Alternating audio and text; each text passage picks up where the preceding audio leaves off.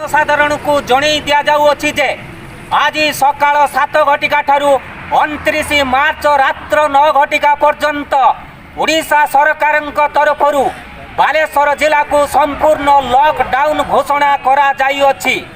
तेणु सुर म्युनिसिपालिटी अंतर्गत समस्त दुकान बजार और गाड़ी चलाचल संपूर्ण रूपे बंद रहिबो।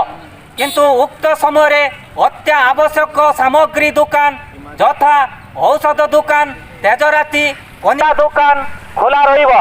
यही समय मध्य समस्त लोकन को घरे रहिबा को आदेश दिया जाउअछि। आवश्यक न थाई घर बाहरिले और बाहर बुलिले आईपीसी एसईसी 188 रे आदेश पर्यंत निज घरे एक कोठरी भितरे परिवार वर्गों ठारू दूरे रहिबा को निर्देश दिया गला।